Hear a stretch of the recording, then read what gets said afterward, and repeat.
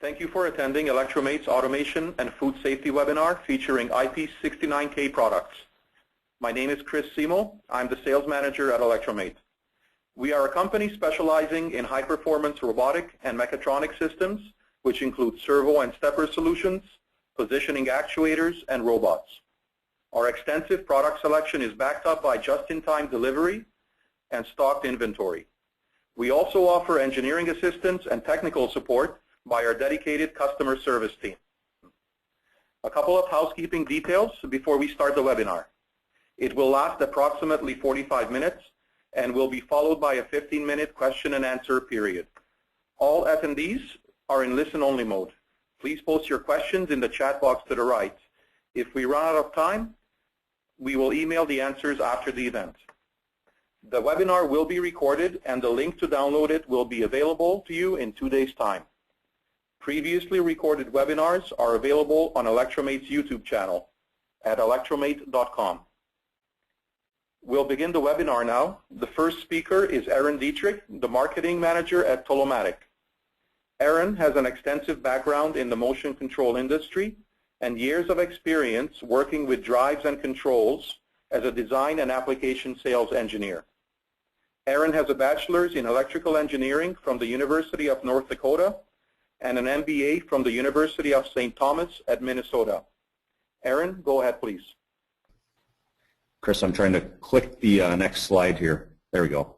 All right, so I'm going to be covering, today I'm going to be covering a few things on what is the Food Safety Modernization Act, explain IP69K, look at the USDA approval standard and what that means with respect to mechanical design.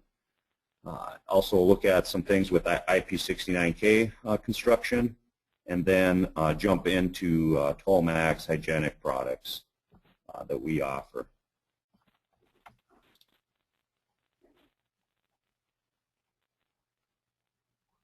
So the Food Safety Modernization Act, or FSMA as it's called in the industry, is an act that was signed into legislation here in the U.S. by President Obama in 2011.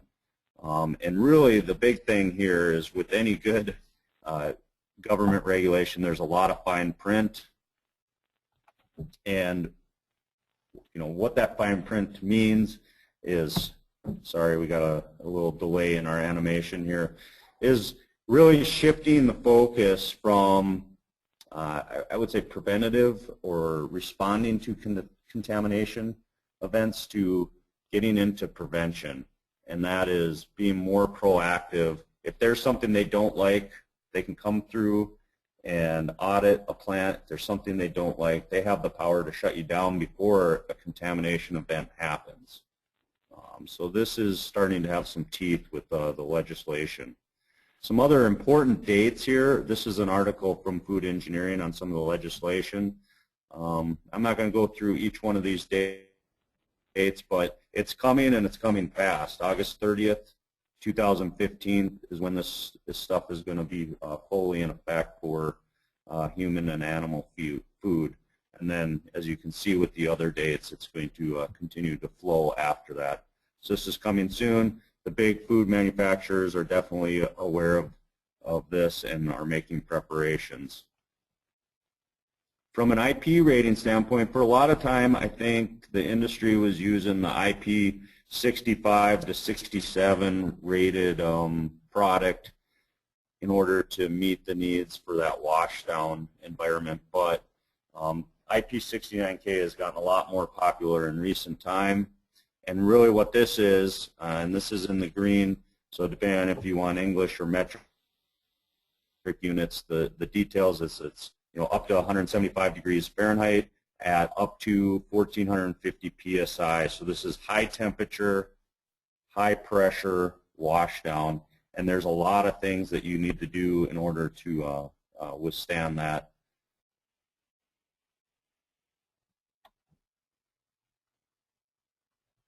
Looking at some of the washdown environments, on the left-hand side, we kind of have a water, a dry, clean washdown.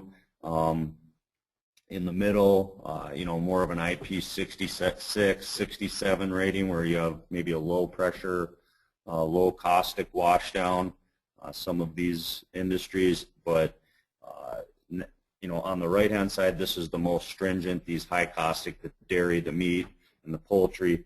But with this FSMA Act coming into legislation, coming into the industry, we believe that a lot of these industries that on the left, a lot of this food manufacturing on the left is going to move more towards the high caustic in order to conform to some of that legislation.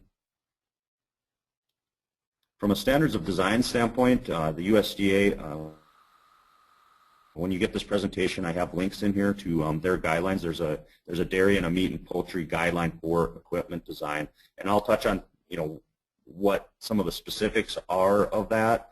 But really, that's based on a 3A standard here, and it's listed here for meat, poultry, and dairy. And this is kind of a North American or a U.S. standard. There's also a European standard. EHEG is probably the most common. Yeah, jumping right back into the USDA, some of the things that we're trying to address are the corrosion resistance, washdown protection, IP rating, and then above all else, preventing any bacteria or contamination event in the food stream. A lot of this can kind of go along with what Bill was saying. I was able to listen in on his presentation. Material selection is critical to, you know, that durability, to that robustness. Obviously, you know, having stainless steel product as some sort of 300 series stainless is, you know, ideal. We have, you know, an actuator family I'll touch on that uses stainless steel, but it's best to withstand that corrosive washdown, and there's also corrosive foods and juices and other things in that environment. You know, there's use of seals. There's a lot of different seals, polyurethane, Viton, UMHW, for gaskets and O-rings that can be used because they're, you know, they're very, let's say, inert. They don't react with the chemicals that they're going to see in a washdown. And some of them, they have different, you know, compression set resistance. So as they, you know, get compressed, as they heat up, cool down, there's some good choices there for keeping that seal tight. And then finally, there's a lot of different coatings and surface treatments that are okay depending on the environment. But I think as you're going to find out from, you know, our presentation, this is something that we can do. We don't necessarily recommend because of the changing legislation. From a lubrication standpoint, USDA's stance on actuators and motors and other things is they don't really care what the lubricant is inside of these devices because the grease should never exit it with a proper IP69K design and a proper hygienic design. Now, that being said, being realistic, some customers do ask us to provide lubricants, and when we do, we will provide like an H1 lubricant, which can have some incidental food contact. So just kind of be aware of that. Now moving into actuators for hygienic design. Obviously, there's two types of actuators. There's a rodless and there's a rod style, and you're going to see some photos here in the next couple slides. We're pushing rod style because it's the best choice for, you know, washdown protection and preventing contamination. The rodless, it's got a lot of, let's say, issues with it, with being able to live in that environment. From a construction, a lot of rodless, because they're longer lengths, they use extruded aluminum. So an anodized aluminum product, this is one of our pneumatic actuators. After a couple weeks in that environment, it corrodes very quickly versus getting into a stainless steel solution. Obviously, it's going to resist corrosion a lot longer than any other metal. From a construction standpoint, you really want to concentrate on the smooth body, the smooth edges. Bill was talking about bend radiuses. There's specifications for that, but when you look at like rodless, a lot of times they have these sensor mounting slots. Those are contamination points all over the place, and you really want to avoid that.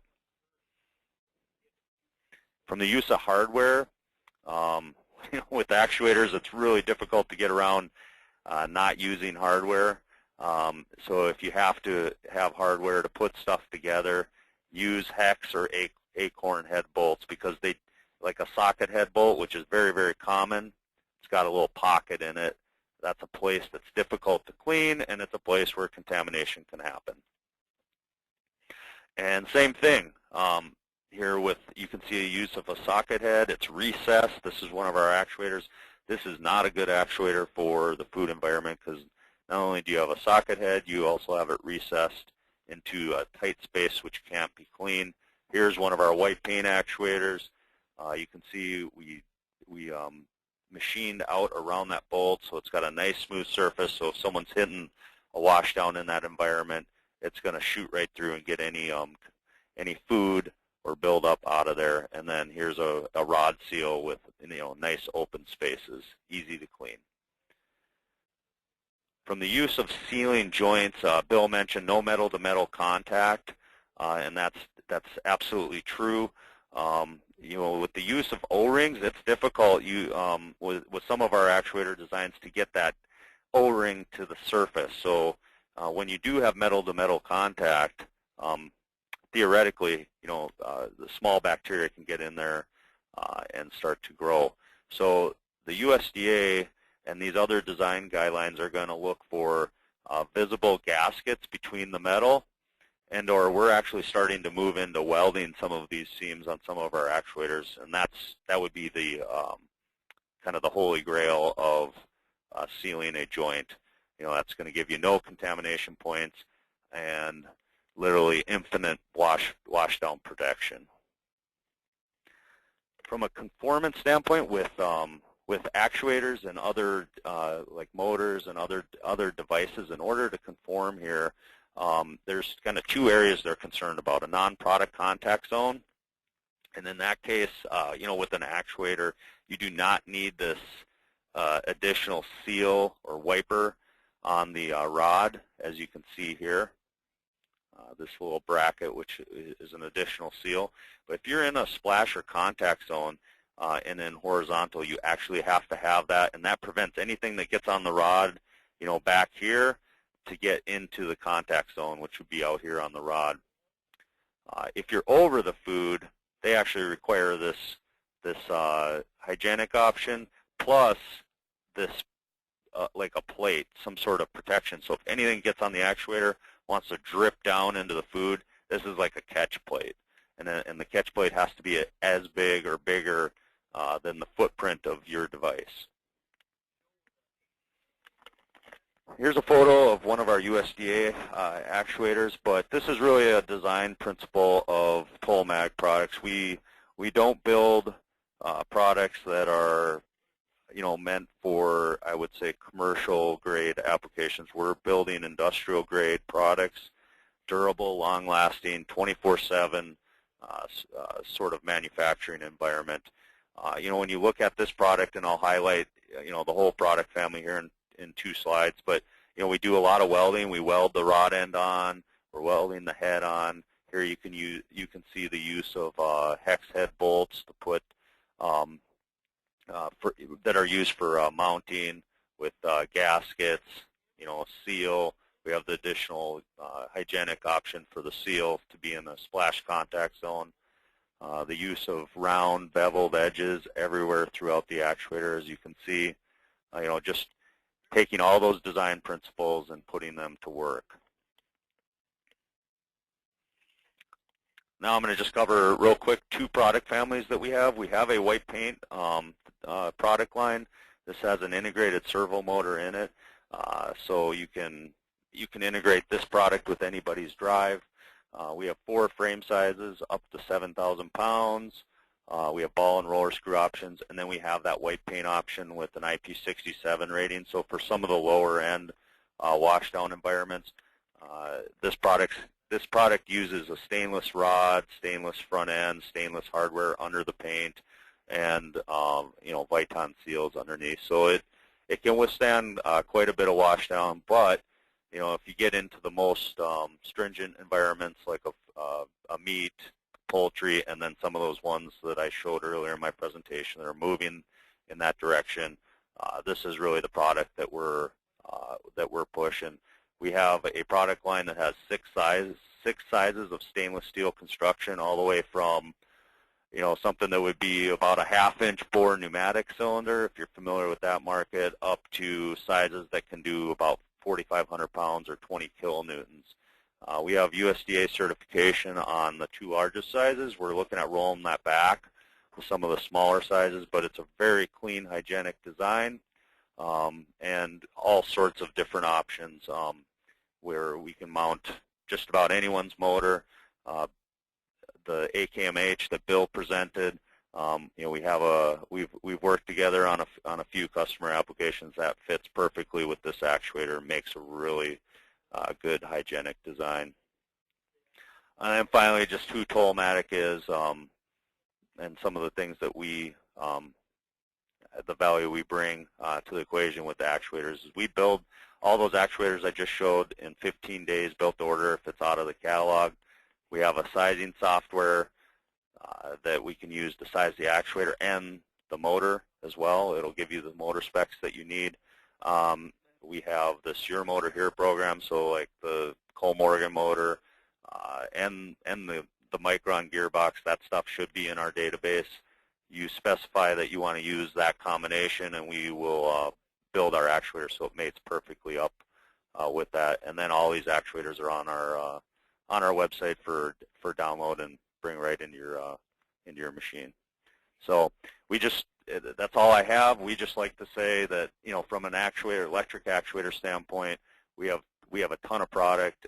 We have a lot more than anyone in the industry, and we have a solution more than likely for your problem. Thank you. Thank you, Aaron. Great presentation. Our next speaker is Bill Sutton, the Market Development Manager at Kollmorgen. Bill has over 25 years of experience in the motion control industry, with specific focus on motion-based automation in the food and packaging industries. Bill holds a Bachelor's of Electrical Engineering from General Motors Institute and an MBA from Northern Illinois University. Bill, take it away, please. Well, first of all, my name is Bill Sutton. I'm the Market Development Manager for Kollmorgen for food, beverage, and packaging. You'll have my link and my phone number. I'll be happy to help out or answer any questions as we move forward. Sorry, Warren, where is the control on this to move down? There we go. Okay, first of all, I want to introduce everyone to Kollmorgen.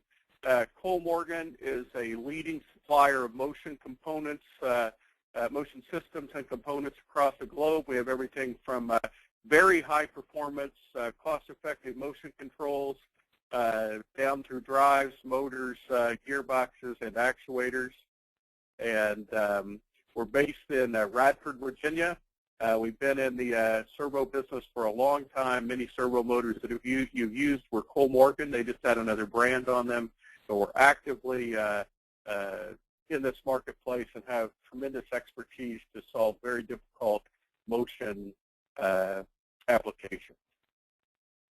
I'm going to jump right in. I think one of the biggest changes that's occurring in the food processing industry right now is there's a significant change in regulations on both sides of the border.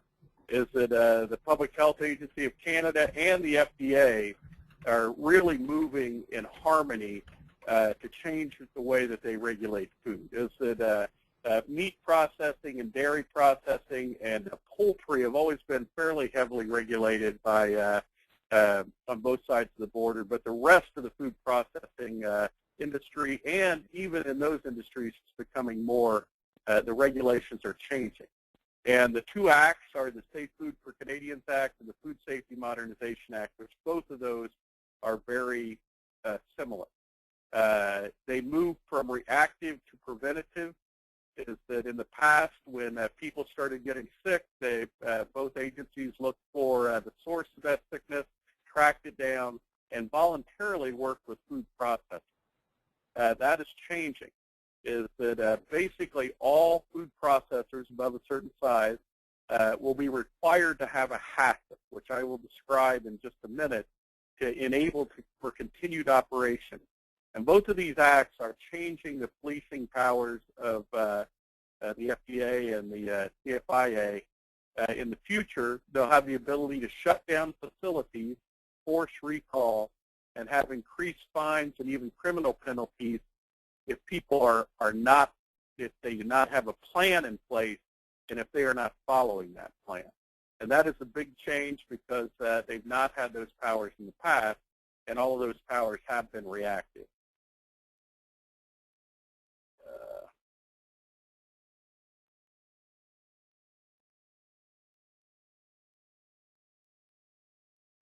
A HACCP.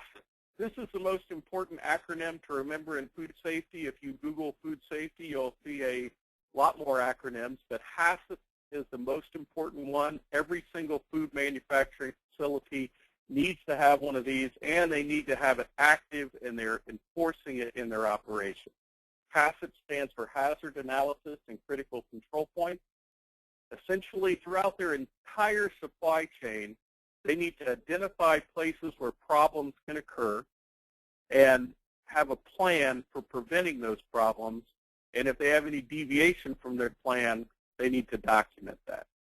And so adulteration, spoilage, manufacturing area contamination, they need to be able to have a plan for keeping problems from occurring. And so this is going to change the way that companies operate. Now, I'm going to talk more about equipment today. This has everything to do from how they source, how they store, how they track and trace. But from an equipment standpoint, what this is changing is essentially how they clean their equipment, how often they clean their equipment, how they test whether it's clean or not, and what kind of equipment they're going to purchase. And that affects people like myself that provide equipment for machinery in food processing plants.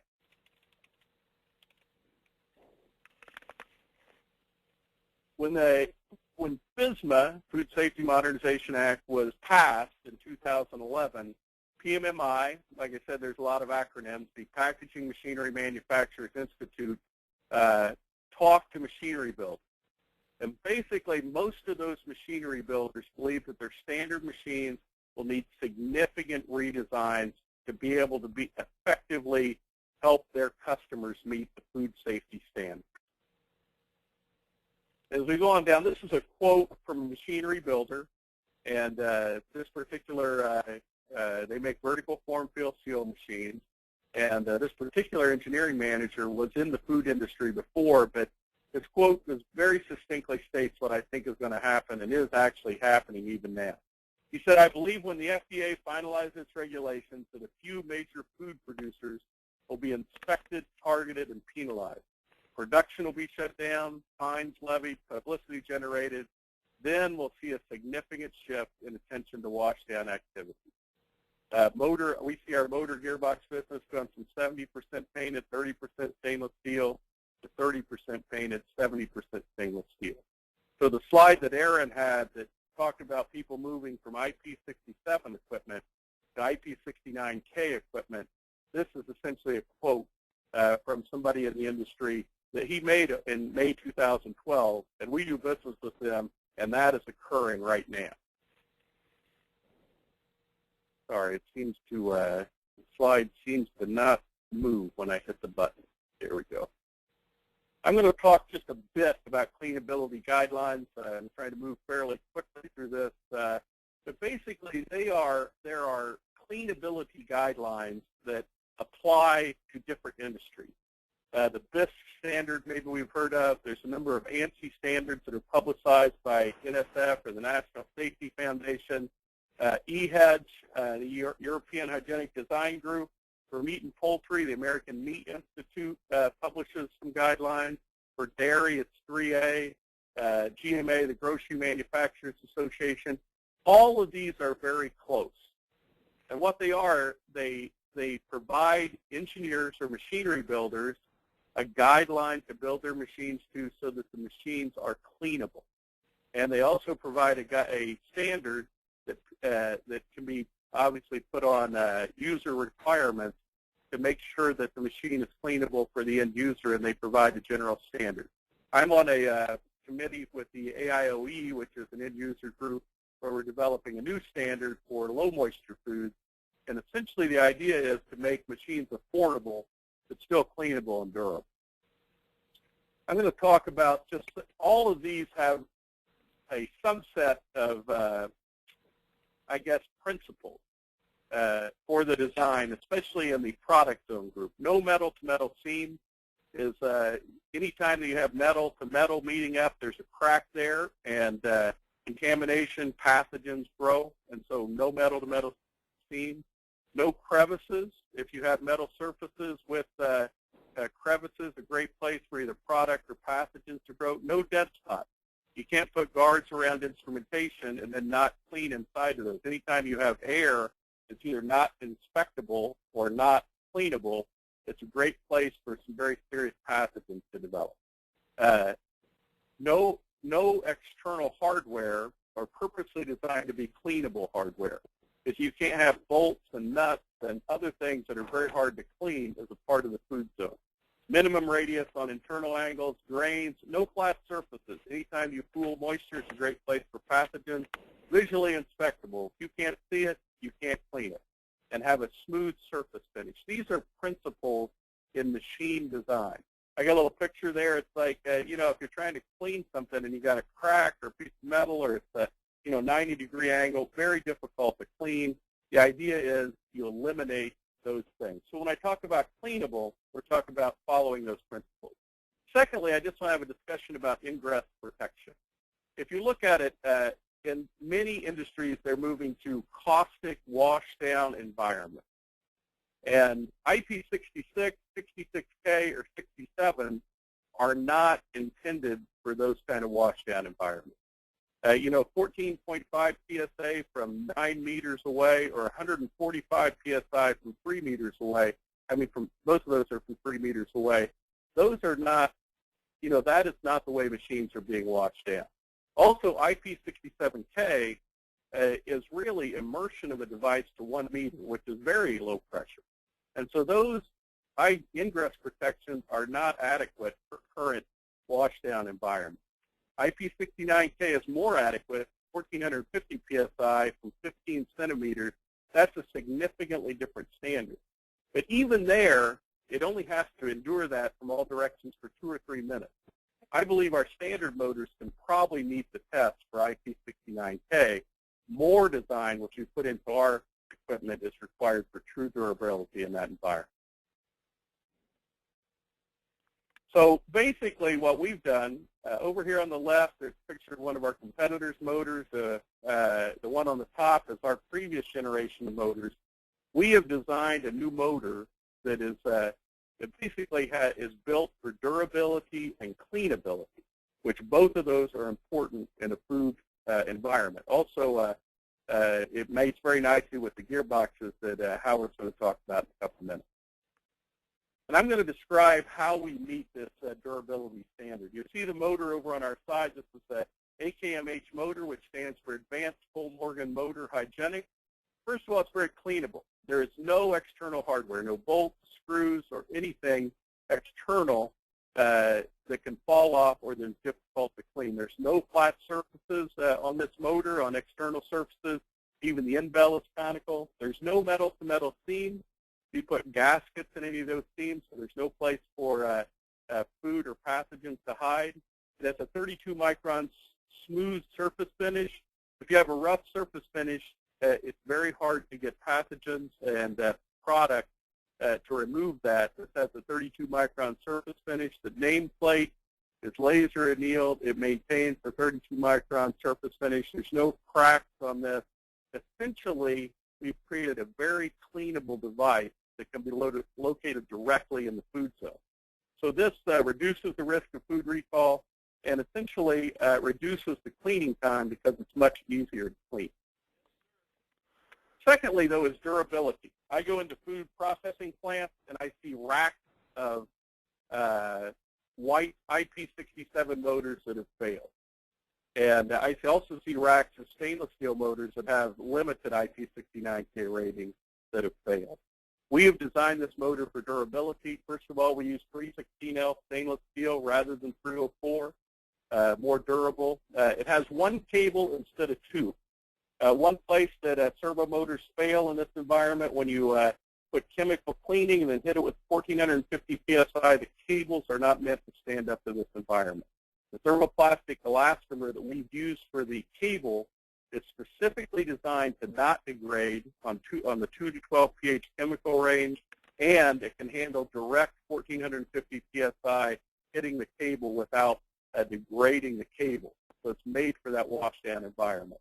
The second way that motors fail in a washdown environment is that they get ingress of chemicals and moisture into the motor through the seal.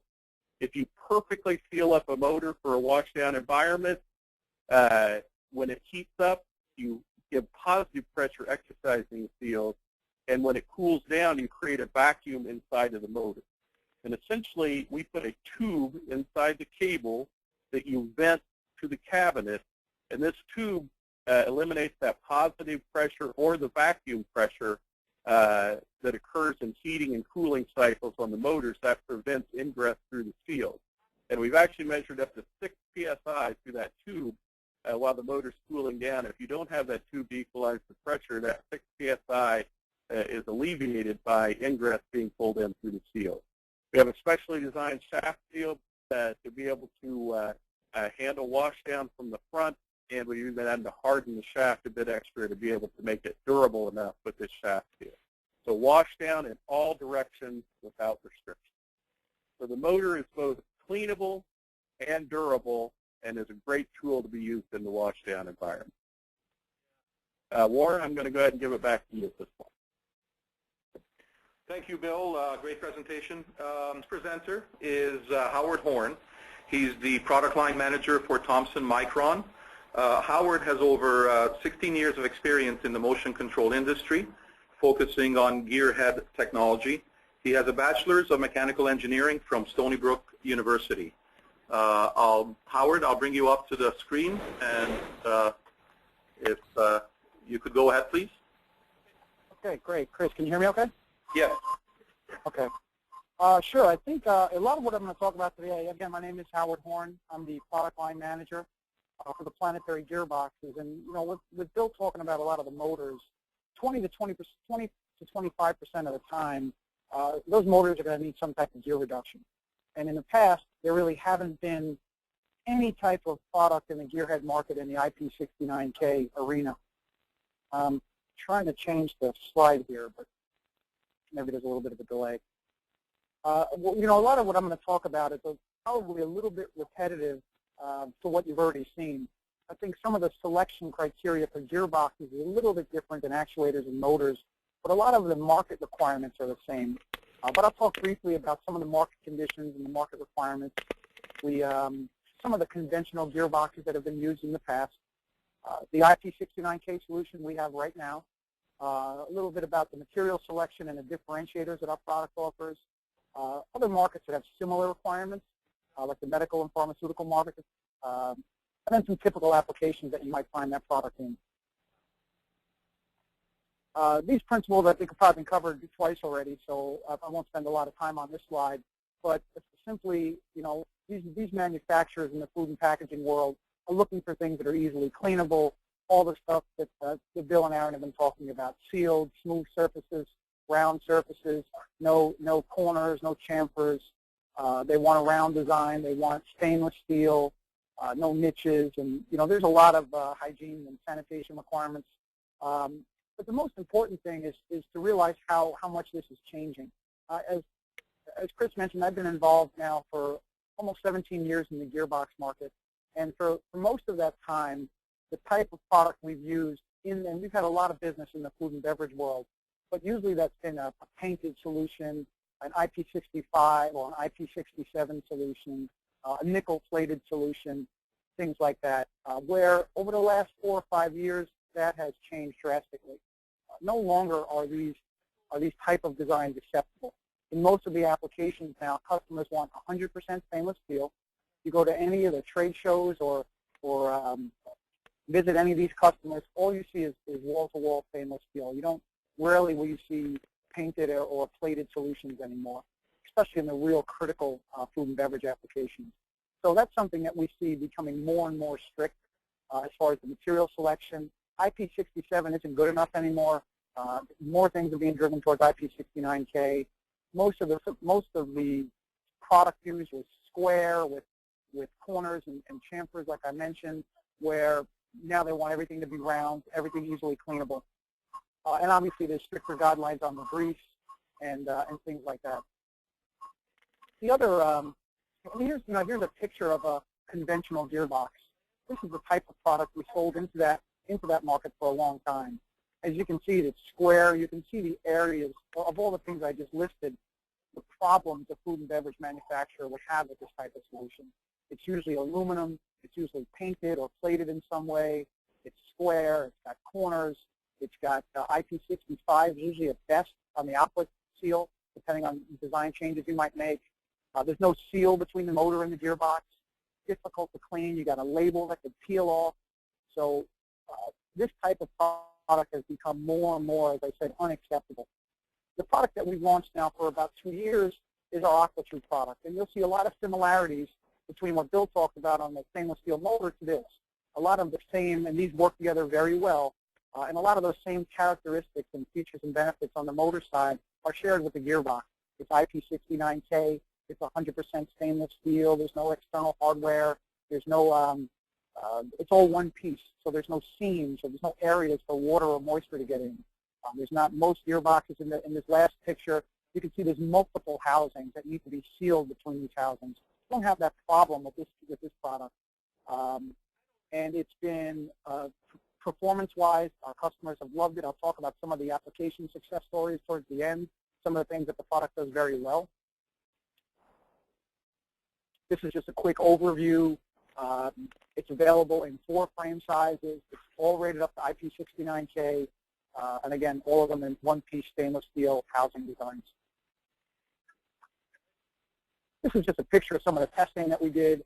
You can see some of the IP, I think it was Bill that mentioned the different IP levels. The IP67 high-pressure washdown test we did. We did an immersion test. I'm sorry, the IP67 immersion test and the 66 high-pressure washdown test. We did all those tests in-house. We did a third-party certification, which is the NSF certification for the IP69K. And we had no ingress after any of the tests. In fact, we've never had a single application yet with AquaTRUE where we've got any liquid ingress at all. So it's been all the testing, it's passed with flying colors. There's a couple of product differentiators, and a lot of these are kind of, I just mentioned as far as some of the good things about the AquaTRUE. You know, the biggest feature that's most important to our customers, obviously the IP level.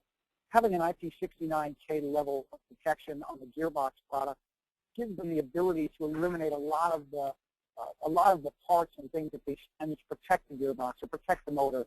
You don't have to worry about enclosures or shielding or any type of moving the parts to a different part of the machine where it's not exposed. Saves our customers a lot of money in their overall design. Same is true for our material selection. The fact that it's all 300 series stainless steel, and you don't have to worry about rust or worry about painting or things chipping. It's again, gives our customers a lot of flexibility in their design, and in the long run saves them money. External housing features, round instead of square. Again, a lot of those same benefits to meet those strict requirements. And not only do we have our AquaTRUE product, but we have other products that obviously the needs and the requirements of this market may change depending on the application. Do they need a big gearbox, a small gearbox, a high torque gearbox, a low torque gearbox? So we've got our other product lines where we do a lot of modifications. Not all up to IP69K, but if they do have a solution where they do want a painted IP67 solution, we've done that and we can do that. they want some right angle or special ratio that we may not have in our AquaTRUE. We've got the flexibility in our other products to make modifications to enhance it to come closer to the requirements of that industry. And, you know, there are other markets that have very similar requirements. The AquaTRUE has been successful in more than just food and beverage. There are other markets that have not the same requirements, but very similar. When you look at the medical market, a lot of the performance characteristics are centered around noise and safety. But on top of that, you've got a lot of issues around hygienic requirements, sealed, washed down, easily cleanable in, you know, something as extreme as an operating room or something where there's going to be, you know, a lot of exposure and things need to be cleaned. A lot of those same requirements are mirrored in the medical industry. We've had 2 or 3 applications where the AquaTRUE has worked there. And really any application that, even if it has nothing to do with food, but where there's a high-pressure washdown. One example I can think of is in a water jet cutter, where we've had some success with the AquaTRUE that you know, needs to be obviously protected against high-pressure water, that a standard gearbox wouldn't have that level of protection, and again, water would get inside and parts would rust and things like that. Just to give you a rundown of some typical applications, I don't think this is any different than what the other guys showed, but obviously slicing applications, packaging applications are pretty big. Usually gearboxes are needed in packaging type applications because of usually the high level of torque requirements and performance requirements. So we've got applications where we package pizzas, place the wax paper between burger patties, filling applications, food handling, some, as I mentioned, some medical applications, and some other applications like water jet cutting or marine applications where this type of product would be desirable. And lastly, I want to just do a quick overview. The AquaTRUE is just one piece of the Micron product offering. It's our newest piece. It's probably the most unique in that it's all stainless steel and it's targeted towards a specific, you know, a specific set of markets. But we've got we basically have a gearbox for every customer application, whether it's food or beverage or any market at all. We've got low economical, low precision gearboxes and very high-end, high-performance gearboxes and everything in between. We try to have a gearbox solution for every application. And we also have a sizing tool that's actually the AquaTRUE product is being added to this tool in the 3rd quarter. But essentially any product now in our catalog, you can go in and have this tool do all the application engineering work for you. It does all the sizing and selection. It does all the motor face requirements, all the torque and life requirements. That's great. Thank you, Howard. And that's, thank you, Howard. This is the end of the 3 presentations. We're going to go to a question and answer session right now. There's actually 2 questions that came in during the presentations. Aaron, there's a question that I think was meant for you, perhaps for Bill, but Aaron, if you could address, if you're mounting IP69 products together, if you're mounting a motor, an IP69K motor to an actuator, will the assembly be IP69K rated? All right. Yeah. Yes, it should if you do the right things. We provide with our Your Motor Here program, we will provide a gasket of either a Viton or a polyurethane gasket that matches the profile of the motor. Then it has to be installed, you know, properly. Things to watch out for is you don't want to like over torque the bolts when you're mounting the motor. You could potentially squeeze the gasket out, but it's usually pretty difficult to do that. But that's a long answer. The short answer is if you use our actuator with an IP69K motor, it should be IP69K rated. Okay, thanks, Aaron. Howard, perhaps the same question for Micron as well, mounting AKMH motors to the AquaTRUE gearheads. Is that done at the factory? Is that done by the customer? It can be, and even if it's not, whenever we sell an AquaTRUE, we obviously need to know the motor the customer is using. So what we do is we create the assembly to make sure that the entire assembly at the end of the day is IP69K.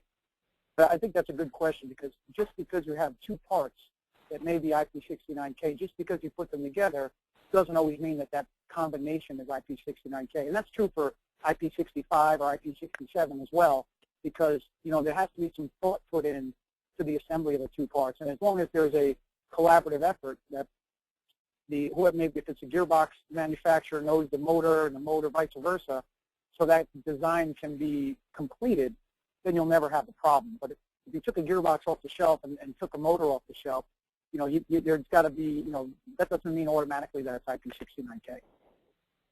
Usually there's got to be some communication there. And as I said, whenever we sell any gearbox, we always need to know the motor the customer is using to make sure we avoid those kind of issues. Okay, thank you, Howard. Here's another question from John. Does the stainless steel exterior compromise any performance characteristics of the product? For the gearbox, it doesn't. Oh, go ahead. Sorry. Oh, yeah. For the gearbox, it doesn't. It has the internal workings of the AquaTRUE are very similar, and in some cases exactly the same as some of our other products. What really changes is the way we seal it, the way we package it, the material we use for the housing. All the gears, the bearings, and all those remain the same and aren't compromised at all, because we need to put them in an IP69K package. Bill, for the motor, you ask a good question. The challenge with stainless steel, the heat conductivity is about 1/10 of the heat conductivity capability of aluminum. And so as we took a look at this motor, one of the challenges is being able to remove that heat and keep a high continuous torque rating. So traditionally, motors have been about twice, stainless steel motors have been about twice the size of a standard motor, but we were able to do some design to be able to get rid of the heat, some very creative things inside the motor, and we're only losing about 5 to 10% of the continuous torque rating, and we have published curves for all of the stainless steel motors. And also part of the key is we're using our higher volume standard motor components, and so we've cut out about 30 to 50% of the cost of our previous generation and a lot of the other competitors' generation of stainless steel motors. So that's a good question. Yeah, I jump in on the actuator as well. It's a very similar answer to a gearbox. For the most part, the ball screw, the roller screw, those sort of components, the bearing, it doesn't really affect the performance of that. It's more, as you can see with this photo, we do have some motor enclosure options. We will see a performance degradation of the continuous torque, as Bill mentioned. The only thing for actuators really is the breakaway torque with an IP69K design will be higher than a non-IP69K. So you need a little bit more oomph to get it moving, and that's really the only difference we see. Okay, thanks, Aaron. Bill, I think this is for you. Stephen is asking what criteria has to be followed for IP69K motor mounts and couplings. So I'm assuming the question is related to the motor by itself, if you are mounting it onto maybe a pulley, a coupling, something like that. Any criteria to be followed? Well, as far as the IP69K rating really has to do with the durability of the motor. And so our motor stands on its own, IP69K. So when you put couplings or, however you're connecting it to the actual work, probably good engineering sense in keeping it cleanable is probably one of the keys. But any couplings that you would put on the front of our motor wouldn't affect the IP69K rating of our motor. You probably need to choose components that are durable, to the pH levels and the high-pressure washdown that the motor might endure. Okay, thanks, Bill. Here's another question. How exactly will the new regulations cause changes in machine design? Well, I'll take that first, I guess, is that in machine design, essentially, as people look at the critical control points in their primary packaging and their kind of end stages of processing, they're reevaluating their cleaning requirements. And wipe-down cleaning requirements are moving to wash-down cleaning requirements. Chemicals are changing from less caustic and basic to more caustic and basic. And so essentially, those changes in cleaning procedures are driving the change in machinery to be more durable and more cleanable. Okay. Yeah, I could. Sorry, go ahead, Aaron. Oh, I would just say I'd add a little bit to that. So everything Bill says is exactly accurate. You know, what we see is, you know, what's happening with that legislation is that, you know, the food manufacturers are the ones responsible to conform, and the majority of the food manufacturers, they buy equipment. They're not necessarily designing it all in-house. They're buying equipment from, you know, the OEMs, the machine builders. So then, that, you know, it's a trickle-down effect. So they're pushing those specifications for, you know, better wash-down equipment, better hygienic designed equipment, you know, to the people that are actually building the machines. Okay, thanks, Aaron. Howard, looks like a question for you. Will there be a gearhead in right angle variety?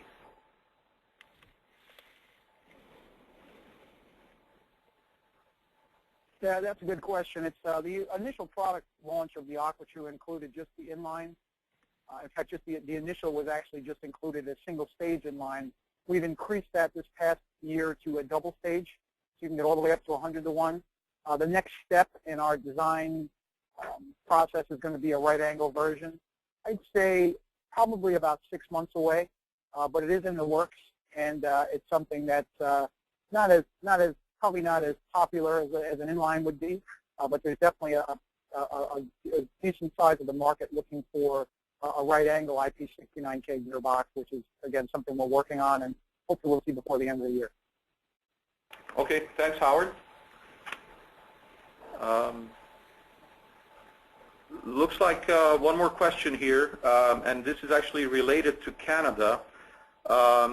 What's the Canadian equivalent to FSMA, and where can we find details on it?